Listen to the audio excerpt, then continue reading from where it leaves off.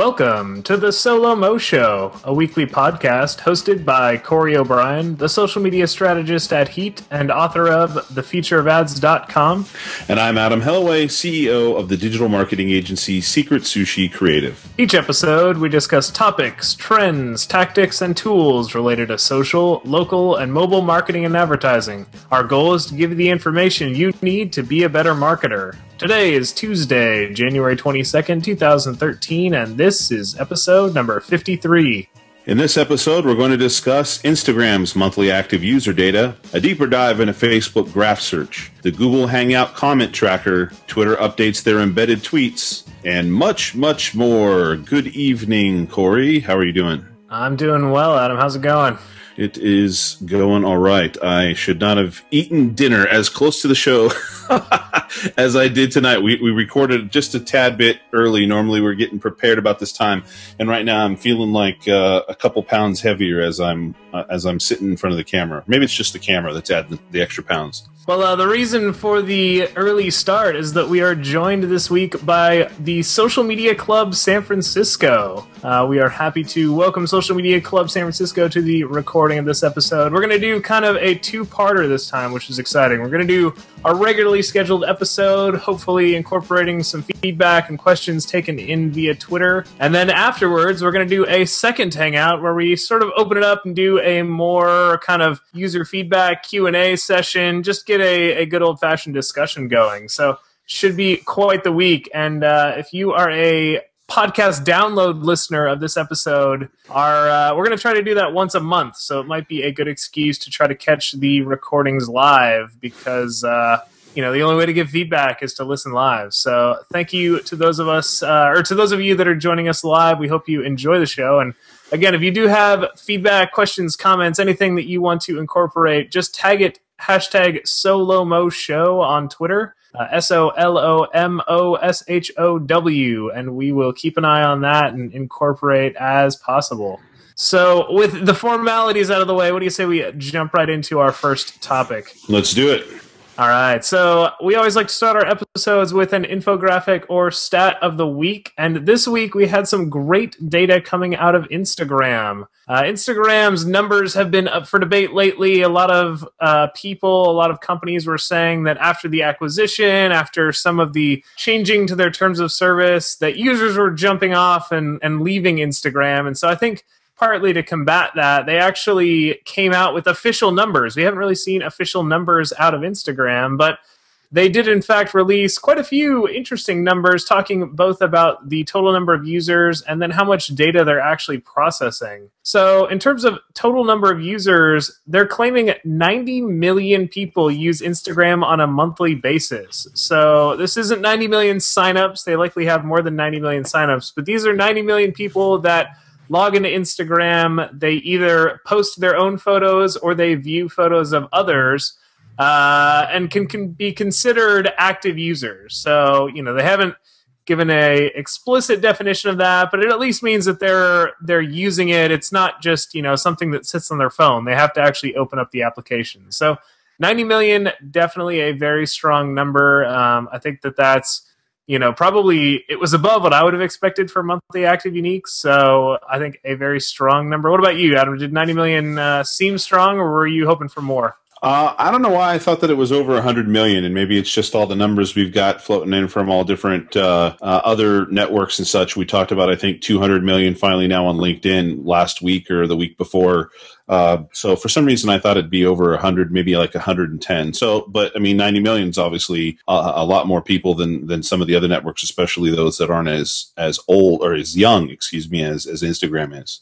So in terms of actual data, what are those 90 million people doing? Well, first off, they're leaving 1,000 comments a second, which is crazy to think about. Every second, people are leaving 1,000 comments. So when your photo gets one comment, you're all stoked about it. There's 1,000 of those flying around a second. It's a very active network. 40 million photos posted each day. So if you think about it, 90 million users per month, 40 million photos per day. The people that are using Instagram are very active on it. It's basically 1 out of every 2 users is probably posting a photo each day. It obviously doesn't break down like that. There are some people that are probably posting maybe 1 photo a week, and then there's other people that are posting a photo every hour. But 40 million photos per day out of 90 million active users is very strong.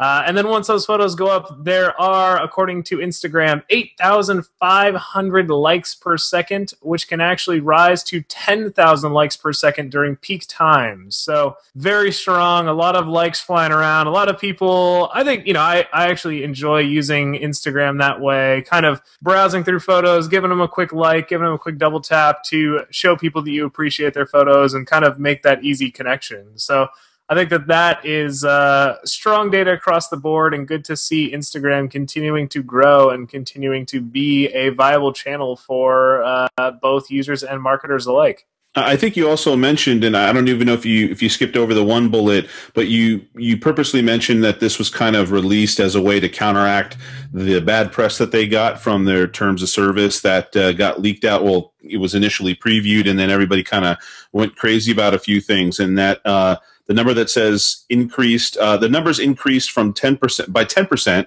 month to month between December 2012 to January 2013, and they're basically that's about the time that those terms of services were released. And I think that's really the main motivator of why they were releasing these numbers, is to prove to folks that there were still activity, and it was forward momentum, not backwards momentum or any sort of staleness going on, even through that kind of that issue that they ran into last month. Yeah, and they were talking a little bit about future growth. So Kevin Systrom, kind of the head honcho over there at Instagram, said, Instagram continues to see very strong growth around the world. With many of the product and internationalization improvements we've made, we've been excited to see these efforts resonate with users globally. So I think basically what they're saying is, hey, we've done well to grab the kind of US-based Instagram user, but there's plenty of room for growth. We're going international. It's just begun to get picked up by some of these international countries,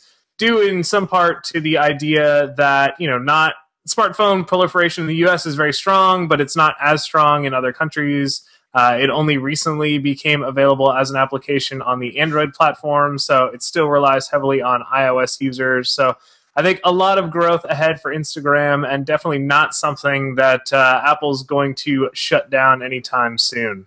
We are going to shelve that topic, and we're going to actually talk about one that we talked about really recently, actually. We talked about it last week because it was the first week that it was announced, and we kind of felt that it was warranted to have more of a deeper discussion this time, partially because we've had more time to kind of absorb our thoughts on things, and then also because it is a little bit still the talk of the town between many of the folks out there, between marketers and just folks who are social media pundits and so on. But we want to take a little bit of a deeper dive into the Facebook graph search and kind of go beyond the initial description of it. We do want to kind of reiterate to our listeners what Facebook graph search is, but let's dive in a little bit, Corey.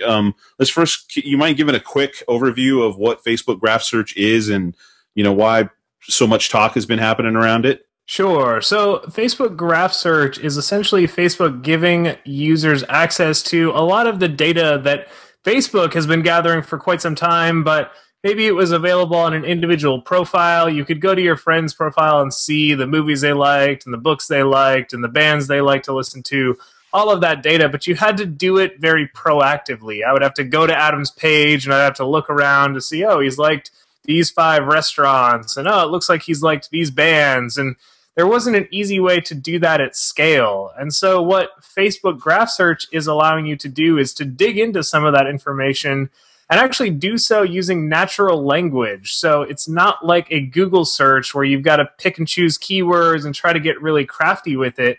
What Facebook wants you to do is essentially talk to it like it's a personal assistant for your friend's data. So you can say things like, show me my single friends in San Francisco that like salsa dancing. And that would pull up a list. And hey, maybe you message a couple of those folks and say, let's get together over the weekend and go salsa dancing. Or you could say something like, show me the favorite Mexican restaurants of my friends that live in Boston. If you're traveling to Boston, you're looking for some recommendations, it'll pull together all of the restaurants that people have liked in the Boston area. So really interesting way of accessing Facebook data. Facebook is actually calling it their third pillar. So they've got what is it, timeline, they've got newsfeed, and now they've got graph search. And so they're really putting a lot of focus on it. It's not necessarily a competitor to Google, though that's something that we could probably debate a little bit. But it is definitely a new way of thinking about and accessing your Facebook data and the Facebook data of your friends and even their friends. So I think that's actually a good segue into the first discussion topic that I wanted to have, which is, do you think that this is going to cause a behavior shift in the way that people actually interact with Facebook? Do you think that this is going to cause people to go back through, review the things that they've liked, maybe unlike some of the things that, 5 years ago they thought it was funny and ironic to like something, but they forgot about it, and now they're looking at it and they're like, oh man, if somebody searched for that, that is not the result that I would want to show up on. And part two is, do you think people are going to actually go out and actively like new things in hopes of kind of providing useful data to any of their friends that do these types of searches? So using that example, am I going to try to think of all the Mexican restaurants and Chinese food restaurants in the city that I like, go find those pages and actually like them, so that if somebody does a search for Chinese food restaurants in the city that my friends like, my recommendations will actually show up and provide value to them? Do you think that the addition of Facebook Graph Search changes the way that people use Facebook? So I was thinking of this in the current form that it's being released.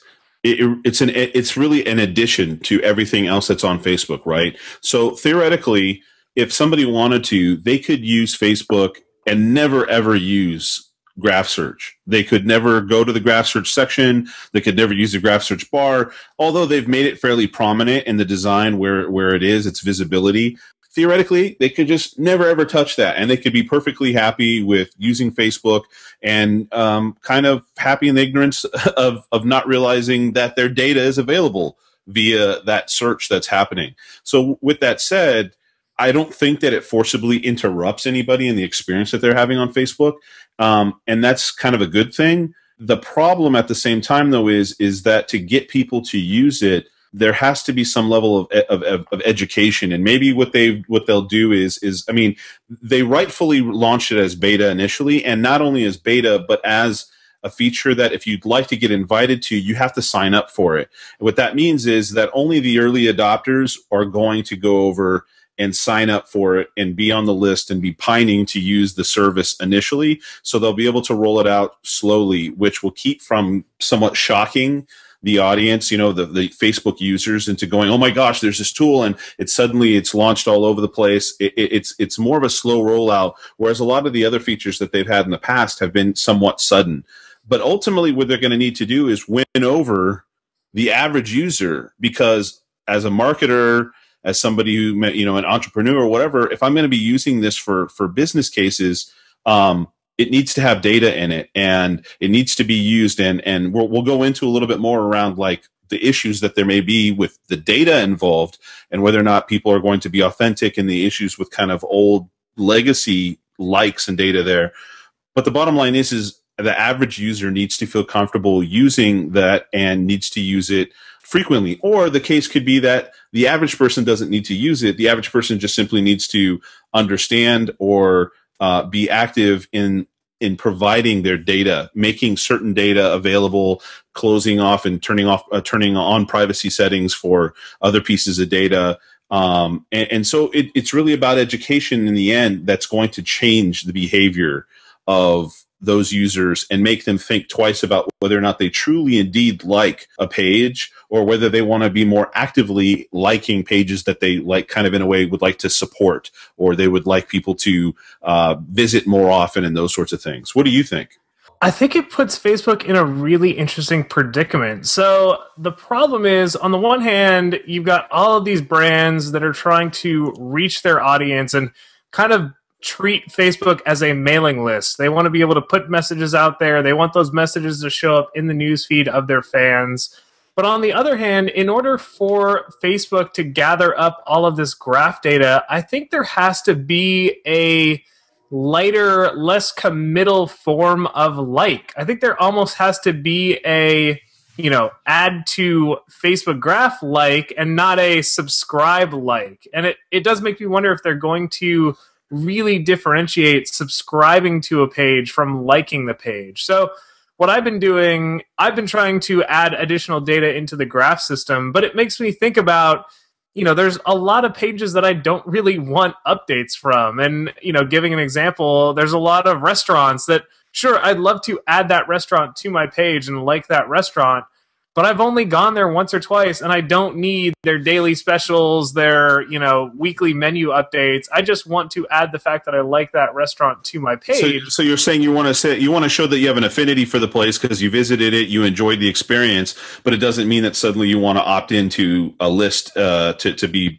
emailed and contacted, so to speak. Exactly, and there's a way of doing that, which is clicking like and then immediately hovering over that and unclicking the subscribe to updates. But that's a lot of work for the normal user. So I think what you need is Facebook needs a like button that just likes the page, kind of adds it, gives it the thumb of approval, and then a subscribe that actually says, hey, I want to get updates from this page, very similar to subscribing to something like an email newsfeed. But I say that it's easy to implement. The question is, which one does Facebook want more? Does Facebook want businesses to think, okay, every like that I have is a potential opportunity to message someone on an ongoing basis, or every like that I have is an opportunity for me to show up in a graph search, even if I lose the ability to message that person into their newsfeed? What do you think Facebook's going to go in the direction of? Do you think that they have made their decision yet? Do you think they're still trying to sort that out? Or what would be your take on what Facebook's going to do with those options? Well, what you said reminds me a lot of the latest iteration of Foursquare, right? Foursquare revamped their service. They added, which kind of is the equivalent to like over there, which is their little heart that they have. And then not long after that, they released these ratings that they have that they said is kind of taking from multiple signals on the network in order to create a rating. And it's like, I think it's, 0 to 10, but they can go in increments of sometimes you'll see a rating of something in particular being an 8.2 or a 5.6 or something like that. And in essence, it's very much the same thing, but they've taken from multiple signals, and that like really doesn't do much else other than give the thumbs up. Whereas on Facebook, like you said, a like really in many ways, especially the initial like of a page, gives a heck of a lot more than just an initial thumbs up. It gives, it's an opt-in button. It's an opt-in, and like you were saying, if you weren't really on the savvy end of things, you don't really actually understand that you could unsubscribe from updates. Most people don't know that. So the thought of a lighter touch is really interesting. I don't know if I know the direction that they're going to go, but they definitely have to do something that's going to shake out all of the bad data. And I think you've probably read some of the articles that I've read where people were talking about, well, what happens about those likes that I liked when I first started on Facebook years and years and years ago? And what happened to those things that I liked? Like, I think we've talked a couple times where folks have liked a page specifically because they want to do research. It's a competitive like, right? So if you're a marketer, you might let's just say, for instance, maybe you wanted to pay attention to Mitt Romney during the election, and you were an Obama supporter. You might click on Mitt Romney's page, but you were doing it because you wanted to see the content and the updates and those sorts of things. It doesn't necessarily mean that those are things that should truly be looked at as positive likes when somebody goes searching for those things in graph search. And so the issue really here is going to be, it has to be a long-term play. It has to be something where Facebook makes it available, and then they're going to be studying this. And as the third pillar, it's got to be something like very equivalent to, you and I are Mac fans, right? And so Steve Jobs talked about the pillars of their business, and then they released their Apple TV, and that Apple TV has been what they call, quote unquote, a hobby for some time because they haven't really figured out how to do that. And that's been that way for years. I think 3-4 years or something like that, at least. I think this is going to be the same thing for Facebook. I don't think it's going to go out to 3 or 4 years, but it's going to take a while before it becomes mainstream and before we really see it hit its stride because of this bad data and because of the need to adjust the average user's behavior to be more in line with the usage behind graph search. Yeah, so interesting comment here from Shiloh Swanson via Twitter. It says Facebook graph search can be amazing and powerful, giving Yelp a run too if people use it and if the content is there. And I emphasize the ifs because I think that's important. I think that it has a lot of potential, but the content is really going to make or break it. And we haven't seen how Facebook is going to address that content. We've seen the front half of it, which is, hey, we've got this great new tool, but they've got to be making changes in the back half of it. They've got to figure out some way of getting users beyond just the sort of uber social media folks like myself that saw this and were like, oh, well, it's time to, give my face cleaning. They need a processor. Oh, there you are. I don't know what happened. Sorry about that. All right. So, Adam, my question to you was, Facebook overhauling their data, they can sort of annoy users into doing it, but there's got to be some way of cleaning up this data. How do you think they go about actually cleaning the data, making their data better and more usable? That's a hard one. I think initially as it rolls out, they're going to probably pay attention to people if they start to see people be a little bit more conscious of the fact that they're, suddenly as the search starts to open wider and brighter and people have an awareness of graph search, do they start to see people who dive back into their timeline a little bit more? Timeline in the iteration it's in now is really the what would you call it? Was the precursor to what they were going to do with graph search. They had to allow all that to be seen and visible to get people used to the idea that the data that they had, whether it be a month ago or whether it be 5 years ago, is available still. It's not hidden. It didn't go down the waterfall and take off and out into the ocean. It's tucked away right there. I think they might try to provide some level of, say, prompts and things like that. So maybe they'll do something that kind of reminds people to do a little pruning here and there. But I'm not quite sure how they would work, how they would fix things that have happened, say, 2 or 3 or 4 years ago that are primarily around, like if an event happened, right? I got married 2 or 3 years ago. Okay, that's fine. That's going to stay there. There's nothing that's going to change that. But what we're really talking about are things where tastes of folks might have changed over time for some strange reason. They've grown up or they moved to a different area or whatever the case may be. I'm really kind of stumped with that one. What do you think? Well, it's interesting because we're sort of seeing the exact opposite of that with Snapchat. Snapchat is the idea that you can send messages and there's zero record of it. It dies 10 seconds after it's sent, 10 seconds after it's received. The content of that Snapchat message basically goes away. And so the kind of rise of that, especially with younger users, makes it seem as if it's almost people pushing back against this idea that your data lives forever. So it makes me wonder if maybe Facebook is already or plans to incorporate some sort of recency filter for certain types of things. So you mentioned, the fact that you got married on a specific date. That would always be valid throughout the entirety of your Facebook profile. But maybe, TV shows that you like are only valid and only appear in your Facebook graph search for 3 years or 5 years. And then after that, it kind of pulls it back out and says, look, it might be there, that like exists, but we're going to either move that down the page and kind of devalue that result, or we're just not going to include it altogether. Maybe they prompt you and say, these 5 shows are things that you liked 5 years ago. We're not going to include them, but, click here to add it to your favorites or something. And that moves it over into a longer time period. So I think it's interesting. You look at, Snapchat being one extreme of, we don't keep any data at all. Everything gets deleted, and people rushing to that and saying, yes, I want that. I want to, have a little bit of that freedom.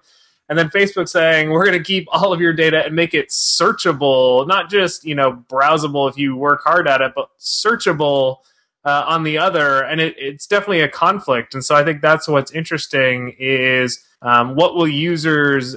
I think user behavior is going to be the deciding factor. So what will users do in the coming months as people get more familiar with and more used to Facebook graph search and the types of data that it can uncover? Speaking of the types of data that it can uncover, it's made me really think about the fact, Facebook has basically tried to make itself for the last couple of years a closing house of data from all different sources. And so not only does it have location-based sources of its own, but it has it allows the syndication of that sort of content from other networks, for instance, like Food Spotting and like Foursquare, right?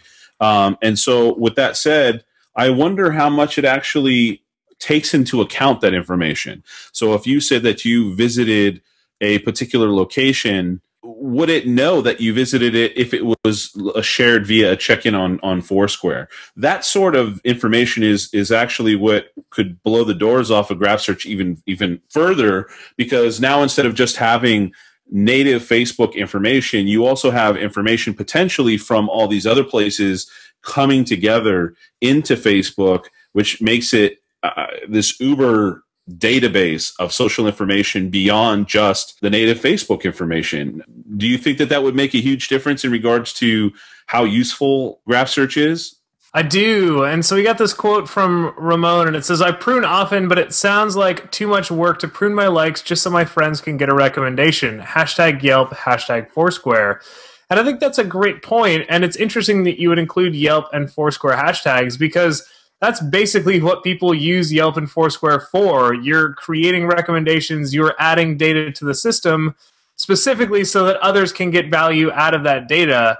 And so Facebook could be another service like that. It's just not how people think of it currently. But it doesn't mean that that's not how people will think of it forever. They could definitely do some marketing and eventually kind of shift people's behavior. It's just, the question is, how do they shift that? Is it, a combination of providing value and kind of nudging people along the way and saying, hey, maybe it would be good if you reviewed these likes. I don't know if you still like, Step by Step and these TV shows from, 10 Uncle years Jesse. ago, like Full House. Yeah, Full House, like all these things that, hey, maybe 10 years ago, sure, I'm sure you liked it, but it hasn't even been in syndication for like 5 years now. Maybe you pull that thing back out. And so you mentioned this idea of pulling Foursquare and pulling Yelp data in. And I think that, yes, if that happened, that would be a tremendous addition of great data. Even Foursquare photos, right? So, I mean, imagine all the different ways of getting information in.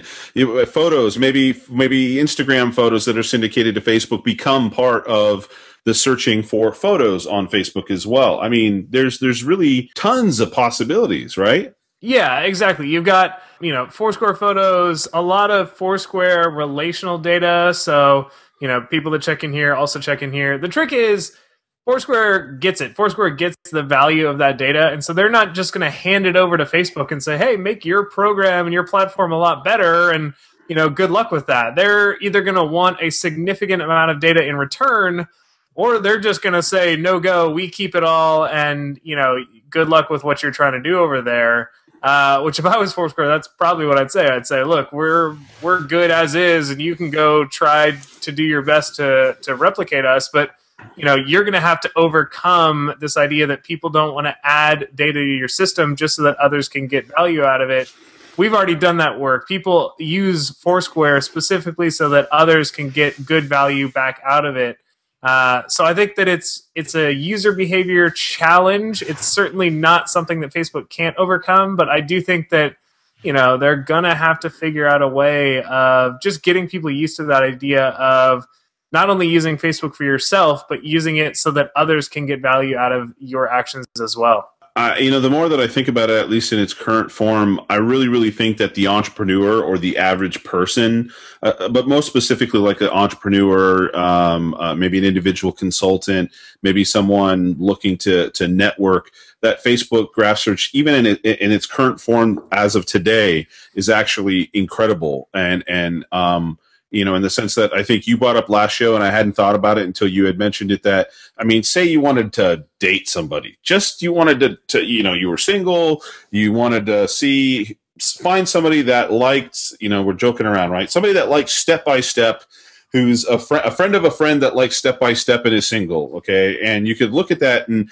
now you've suddenly got that relationship between this person that you didn't maybe know that you knew or didn't know that you had a connection to, but it's telling you that this is a friend of my friend. I can get an introduction via Corey to this gal. She happens to love my favorite TV show, Step by Step, and she lives in my area, or she lives in an outlying city or something like that. So that's pretty incredible.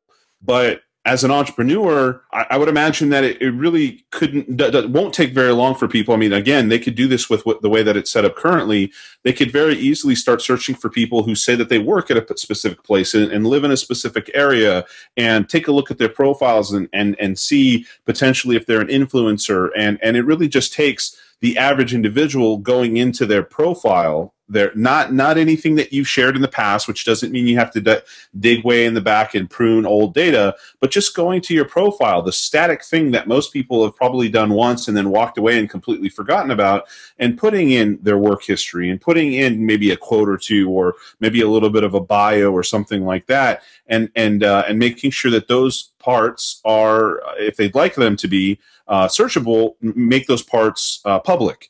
And then once that happens, then even if you're not friends with somebody, that information could be stumbled upon by, again, potential employers or those looking to network with somebody or something like that. And so I actually think immediately entrepreneurs can take a really big, can take advantage of this in a big way.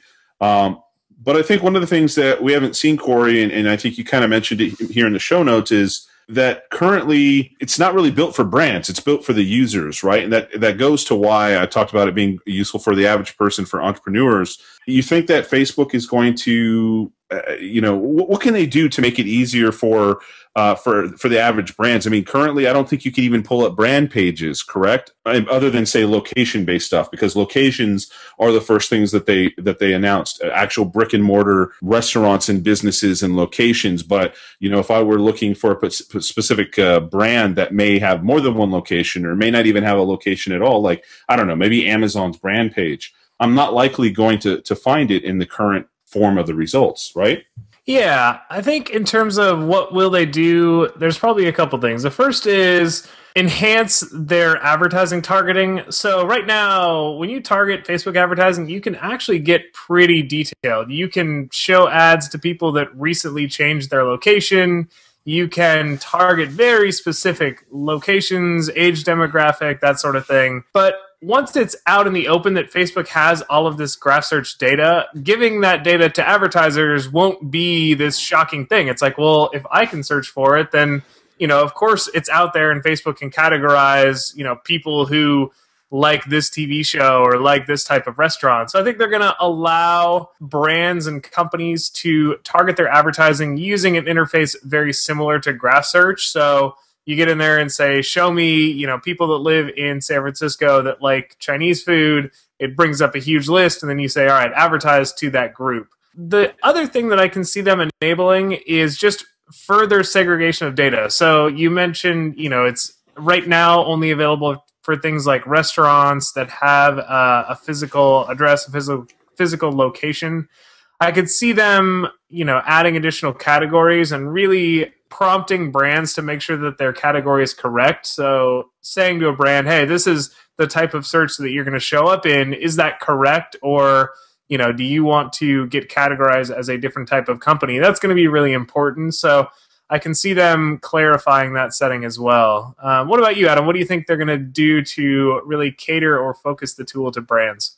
I think, like you were saying, that much of the targeting has already been available in their ad targeting platform. I think really they're going to, when they juxtapose advertising next to it, so, that's where it's going to feel very, very similar to Google, where you have sponsored advertising. But, essentially, if you look at a combination, you say, look, I want to show up when I see somebody search for an Indian restaurant in San Francisco, and then they could add a number of parameters to it. And so they could add a few parameters, and then they would only show up if those parameters were met. And then there would be some sort of, bidding system, of course.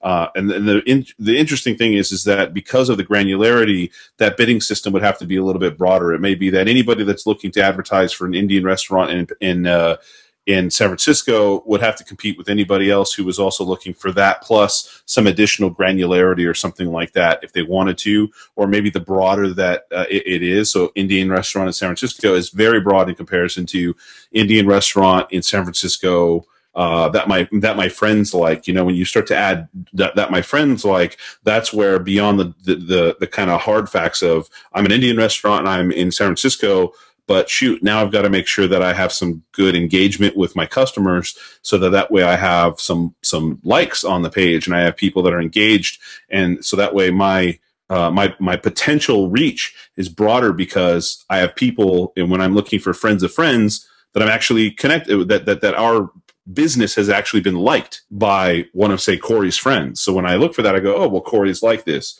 or Corey's friends have liked this, or whatever. And that won't happen without businesses actually either putting up sponsored posts or ads in order to attract likes, or by actually engaging with people or marketing for likes during when they go to when you go to their location, similar to you might do with Yelp. Well, they say, go rate us on Yelp. People are going to have to start saying, well, go rate us, or like us on Facebook a little bit more because of the value of this. But I want to make sure that we have some time for some of the other topics that we're going to talk about too, Corey. If you could wrap this thing up. I mean, I have a feeling that we're going to be talking about this a little bit more in the future. And quite honestly, neither you nor I have had a chance to really get behind the wheel of the tool. It hasn't let us in yet to play with it, and so I think we'll see some interesting things to share in the future. And I think what we'll probably end up sharing a little bit more is about like what really how cool it is in regards to what are the ways that you could slice and dice up the data that might be useful for the average marketer. So Facebook, they're not afraid to kill something if it's not working. So let's put money on the table. 12 months from now, do you think that Facebook Graph Search is still around, or do you think that there's some sort of massive wave of user feedback and they say, "Ooh, this did not work. We are killing off this product"? What do you think? It has to be around. I would actually be really sad, I think, if it wouldn't be around, because I think it's one of the coolest things that they've done in a long time. So I think it'll be around. Yeah, I'm going to agree with that. I think part of the reason why it has to be around is it's a third pillar because it unlocks a third opportunity for massive amounts of advertising. And Facebook, being the public company that it is now, needs to find new ways of selling ads to businesses and users alike. So I think that this is, really a huge opportunity for them financially, which means that they are going to put a lot of resources and a lot of promotion behind making it work. So seeing as we're both in agreement that it'll be around 12 months from now, there's going to be plenty of times to revisit it and keep up with the announcements that they make and the changes that they add to the platform. So it'll be interesting to watch. All right, so let's dive into our tool review of the episode. And this is an interesting one because it's something that we are using live in this episode as we speak. It is the Hangout Comment Tracker. Adam, why don't you talk to us a little bit about what the comment tracker is and how brands and companies might use it? Yeah, so this was really interesting. I wanted to see if there was a nice, easy way to include our live listeners in with our Hangouts. And there was a tool out there. There's a bevy of them, and I think we should cover those in some other episodes as well, that are all related to Google Plus and leveraging Google Plus. The site is allmyplus.com, and they have a Hangout tracker that once you add it, you can actually open up a pane inside of your Google Hangout, and you can track a few different things. You can add a URL for a Google Plus post. So if you've posted something on Google Plus, you just take the URL of that specific post, basically the permalink to it, you pop it in, and anytime anybody comments on that particular post, you'll get a little, it'll come into the stream on that pane. But the coolness comes when you even can go beyond Google Plus, and you can actually put in a Twitter hashtag or a word or a username or anything, and it will do a live Twitter search for you. And so we're doing that right now. So as people are typing and they're making comments with us about different things, it's showing up on the side just as if they're chatting with us live. So we can pay attention to what people are saying, and we can even actually click a little eyeball next to each one and have it display directly on the screen. And so there's a number of really cool things about it. You can also have a YouTube video. So for instance, when you're doing a live stream on or a Hangout on the air specifically, you're doing it on YouTube. It's also being broadcasted onto YouTube. And so you could take the YouTube URL, and I would assume that all of the live comments that come in while you're actually broadcasting it, because we haven't tested this part yet, also show up in the sidebar. And so the only down things that I've seen so far, Corey, and this is I've seen it on my end, is when I switched to another app, for instance, when I switched over to another one called like Lower Thirds so that we could put our titles below and so on, the actual, or when you comment, when you put a comment in the chat and then I switch over to check out that comment, it actually resets the URLs that I'm tracking and the searches that I'm tracking in the Hangout comment tracker. So I have to go back over and I have to enter all the parameters that I want to search for again in order to look at it. But it's a really pretty simple, awesome tool. The website, again, is allmyplus.com, ALLMYPLUS.com. Lots of cool stuff there, and this is the Hangout comment tracker. So if you do any sort of Google Hangouts and you want to be able to track conversations in multiple places and actually pull them in to be part of the Hangout, then I highly recommend that you check out this tool and get it installed beforehand and test it out a little bit, and I think you'll enjoy it. Yeah, I agree with that. I like it, though there are quite a few quirks and bugs to it. That seems to be the case with a lot of these Google Plus applications. It is a very open system, so there's not a lot of review. A lot of these things are just getting developed and pushed out, and it reminds me a lot of the old Firefox extension world where people would put out these extensions and you'd have to be very careful with what you added because sometimes it didn't quite work how you thought it was going to. But, the concept is great. If you're a company that is using Google Hangouts to interact with your audience, a lot of times you had to figure out, okay, well, if somebody says something, asks a question that I'm responding to, how do I indicate which question I'm currently responding to? How do I give thanks to that person? Well, with the Hangout toolbox, you can just pull that in. It automatically puts it into the Hangout stream, which I really like. And so, a lot of nice functionality with rough around the edges quirks to it that hopefully get worked out over time. They're already on version 1.0.8, so it's something that has been iterated on a couple of times and hopefully has some additional improvements in the future. All right, so with that, let's dive into my favorite segment of the show, the lightning round. Boom! Yeah, we still need to get I know there's the audio in here. Is there lightning here? I don't know. So the lightning round is 60 seconds worth of fire and fury, where both Adam and I get a chance to discuss a hot topic for the week. It's time limited so that we can't ramble on. We really have to. We do that at the beginning of the show, right? Yeah, exactly. We have to keep things short and succinct. So we got a couple of interesting stories for you today. The first of which is Twitter updating their embedded tweets. So I've got 60 seconds on the clock, and we are going to dive right in. So Twitter added and updated their embeddable tweets. You've always been able to, or not always, but recently you've been able to embed a tweet, but it basically just took the tweet and made it part of a website. And now they're adding additional functionality. So when you embed a tweet, it can actually display the photo or the video or an article summary from anything that's linked to inside of that tweet, just like you would see on twitter.com with the Twitter card functionality. But you can also do things like view the retweet and favorite count right inside of the embed. So it's nice. You can see how much activity something has received. They promoted that a little heavy. I don't know that, seeing how many retweets and favorites something got is really that useful. Are you going to look there first and then ignore a tweet if those aren't very high? But hey, it's at least there. They made the tool faster loading, which is nice. They optimized the code. And then they also made it so you can re-embed something from an embed. So it has the opportunity to make tweets go viral, which I think is a big improvement. All right, Adam, 60 seconds on the clock. What is your take on the Twitter updates to their embedded tweets? Ready and go. You pretty much covered the whole thing there. You have to. It has to be a piece of content that has a content partnership with Twitter, so that it will actually display in line within the tweet. And as we've talked about, I think a month or two ago, unfortunately, Instagram now is not one of those, one of those partners. They've been removed from Twitter. So that would have been nice to be able to show off, a tweet from somebody with an actual Instagram photo directly there. And I think the whole count number is interesting in the sense of if it's something that becomes viral, you can see how much activity is there. If it's your tweet, your own tweet or a brand you're managing, you can check that out and it's visible right there. And of course, it updates live as people are even actively either replying to it or retweeting it directly from the embed that's on the page. So it's ever improved, but not earth shattering. All right, 60 seconds back on the clock for our final lightning round story of the day, called Never Assume. I like this title. All right, ready and go.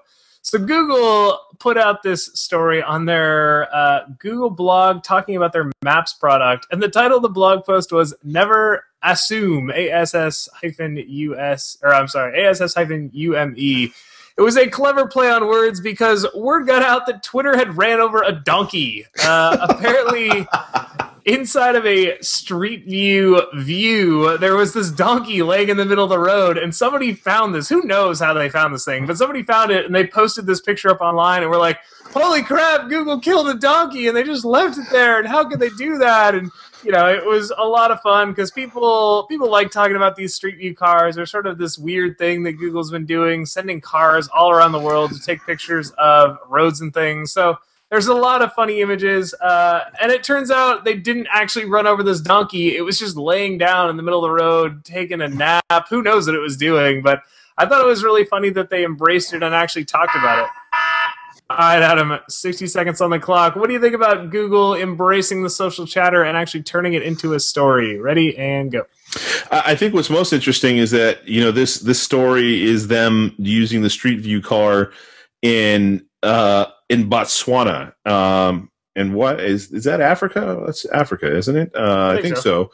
And so it's really interesting because it's on a dirt road. It looks like there's, nothing but wild plants next to it and so on. And so in a way, it actually brought some awareness to the fact that they're doing this outside of places that have actual real streets and roads and so on. And I think that's actually what I found most interesting is it was more of like a way to spin this very kind of cool thing that could have potentially been, disastrous. People going, oh my God, they ran over a donkey, and could have been a bad PR thing, but they spun it, made it interesting and also educational about things that they were doing in other countries that you wouldn't think of them using their Street View cars. So I thought that was very cool.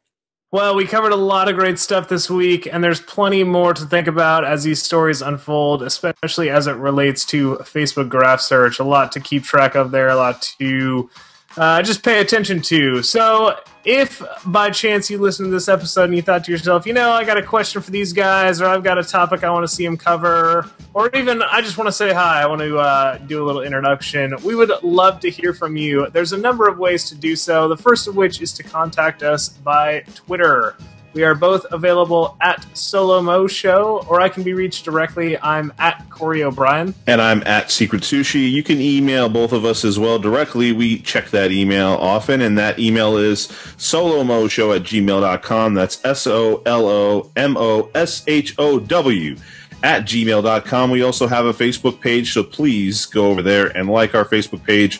We share things, beyond the show. We actually share more things beyond the show than we do about the show in most cases, things that we discover between shows and so on.